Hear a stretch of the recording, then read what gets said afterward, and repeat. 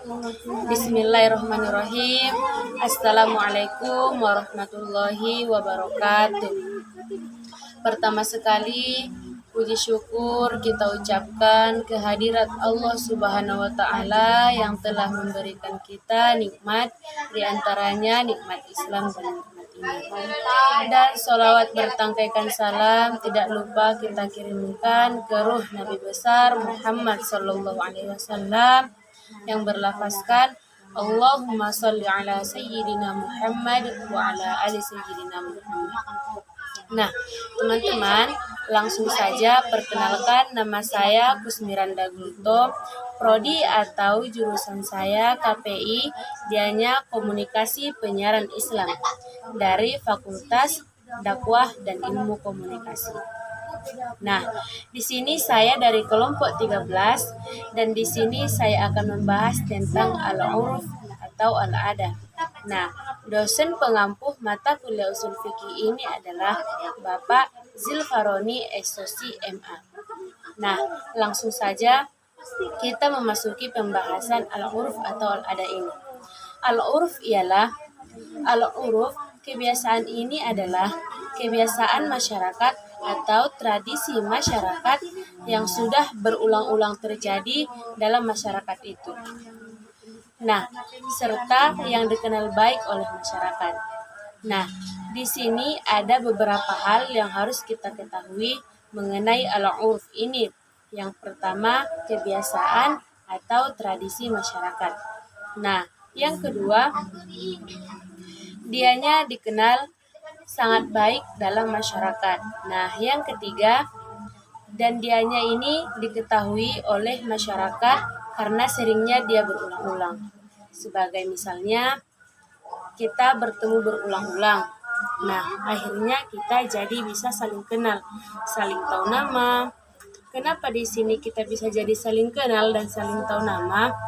Nah, jelasnya karena seringnya tadi kita bertemu berulang-ulang. Nah, jadi seperti itulah makanya kita bisa jadi saling kenal. Kan sudah kita ketahui huruf itu berasal dari bahasa Arab yang dianya arafa ya'rifu urfan, yang diartikan dengan kenal atau perkenalan. Nah, untuk pembagian huruf juga terbagi dalam beberapa hal. Yang pertama, al-uruf am. Nah, dianya yang umum am. Nah, dianya yang umum. Maksud al-uruf am di sini ialah al-uruf yang dianya kebiasaan yang dilakukan oleh semua masyarakat dan dilakukan oleh masyarakat yang luas. Nah, ini yang dinamakan dengan al-uruf am. Nah, sebagai contohnya, kebiasaan yang terjadi di masyarakat.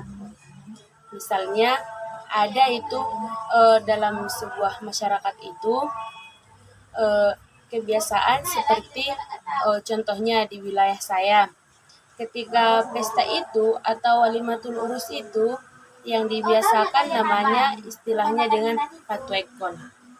Nah, atau dengan arti bisa juga dikatakan membawa pengantin ke tepian raya. Nah, ini biasanya dilakukan setelah selesai makobar adat. Setelah itu dilakukanlah acara makobar atau marudut untuk patwekon ini. Dan kegunaan ini adalah untuk menghanyutkan masa lajang si lelaki atau masa gadis si wanita. Nah, yang kedua ada uruf kos atau dianya huruf yang khusus. Nah, maksud khusus di sini ialah yang dianya kebiasaan dilakukan oleh masyarakat tertentu atau daerah tertentu. Nah, contoh misalnya di daerah Minang, cara menikahnya kan beda sama daerah di sini. Nah, kalaulah nantinya di daerah Minang, dianya khususnya di daerah sana yang memberikan mahar itu biasanya mempelai wanita. Nah, kan jelas berbeda dengan di sini. Kalau di sini yang memberikan mahar itu ialah biasanya mempelai laki-laki.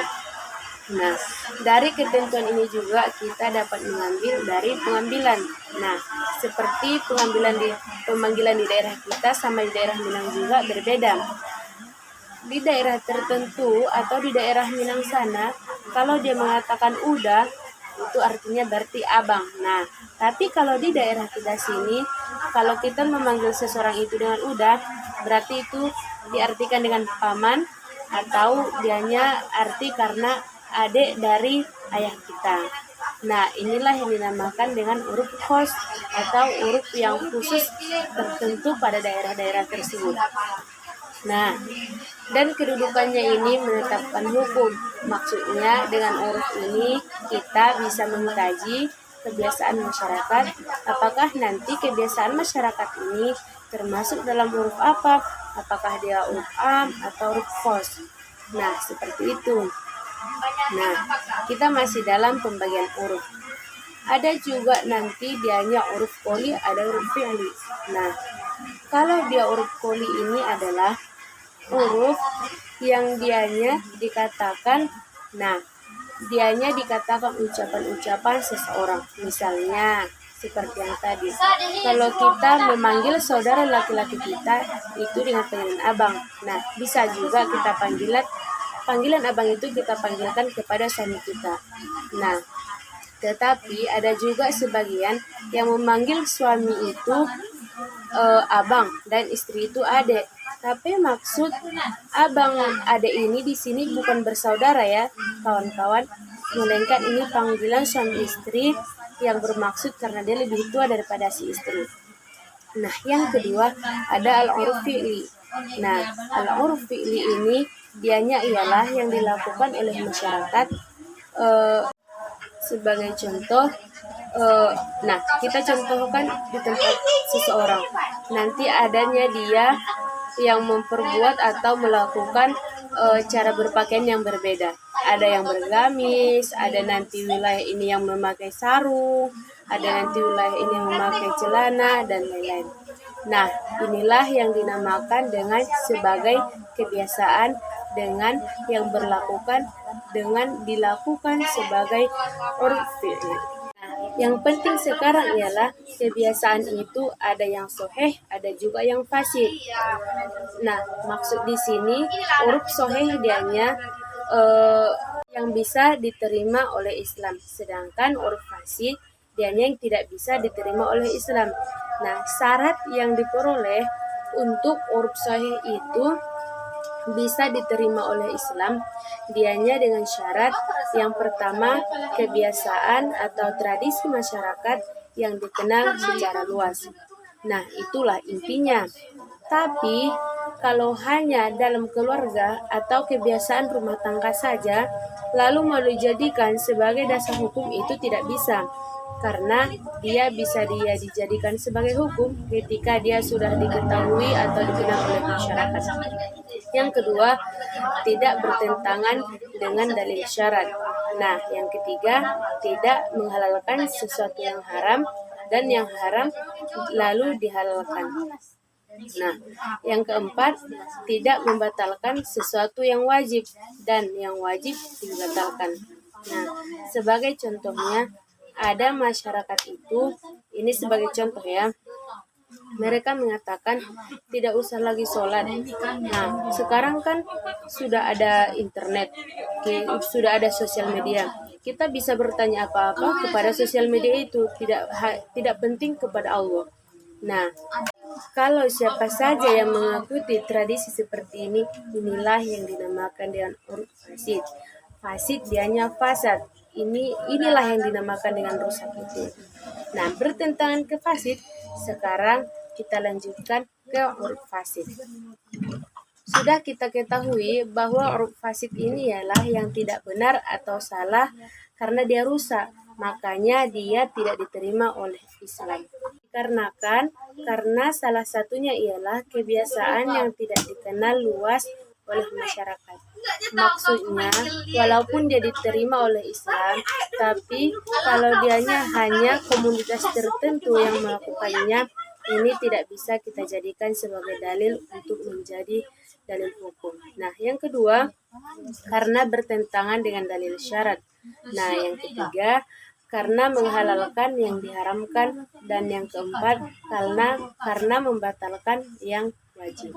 Nah, tadi kan saya membahas tentang tidak bertentangan dengan dalil syara.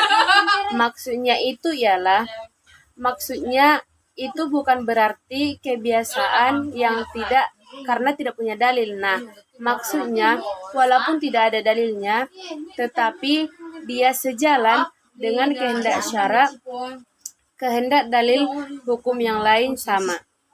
Nah, seperti misalnya Maulid Nabi. Ada sebagian orang itu, misalnya, dia mengatakan, untuk apa Maulid Nabi itu? Apa gunanya? Dan itu kan hanya menghabiskan uang saja. Padahal dia tidak tahu kalau di sini kita di situ ialah hanya ingin membangkitkan, mengingatkan kembali tentang peristiwa yang dilakukan oleh Rasulullah Shallallahu Alaihi Wasallam. Bagaimana Rasulullah SAW berdakwah, bagaimana perjuangannya. Nah, itulah maksud kita di situ. Dan itulah maksudnya tidak berdalil tetapi sejalan. Nah, bagaimana bagaimana dipandang masyarakat itu, apakah itu baik ataukah tidak?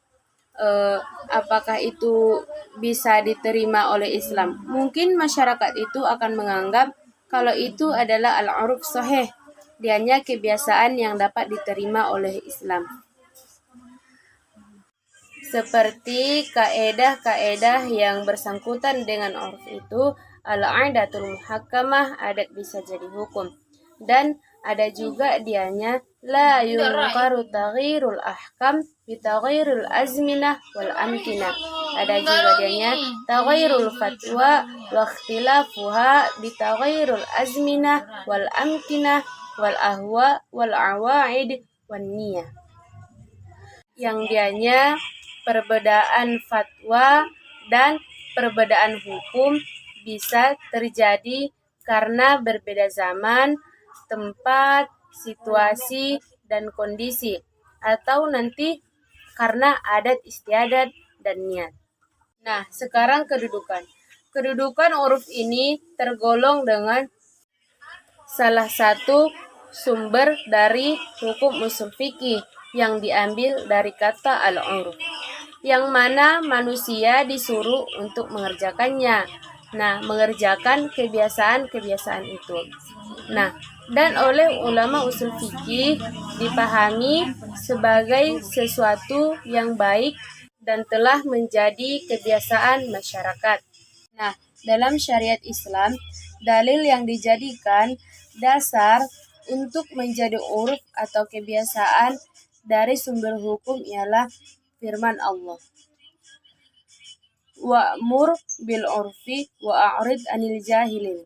Nah, di sini saya akan memperjelas kembali ayatnya. Dianya Quran surah Al-A'raf ayat 199 yang berbunyi A'udzu billahi minasyaitonir rajim.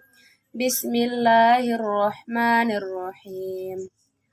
Khudil afwa wa amur bil 'urfi wa a'rid 'anil jahilin. Dianya yang berartikan, jadilah engkau pemaaf dan suruhlah orang mengerjakan yang ma'ruf serta berpalinglah daripada orang-orang yang bodoh. Nah, di sini bisa kita simpulkan bahwa 'urf itu metode untuk mengetahui hukum berdasarkan dari mengkaji kebiasaan masyarakat. Mungkin cukup sekian yang dapat saya sampaikan. Apabila ada kesalahan, pengucapan, dan pemahaman saya yang salah, itu datangnya dari pribadi saya sendiri. Dan apabila terdapat kebenaran, itu datangnya dari Allah Subhanahu wa taala. Karena Nabi Muhammad sallallahu alaihi wasallam juga bersabda, al-khata' wan nisyan sifatani lil insan. Sifat salah dan dosa itu terdapat pada diri manusia. Mungkin cukup sampai di sinilah yang dapat saya sampaikan. Wabillahi taufik wal hidayah. Wassalamualaikum warahmatullahi wabarakatuh.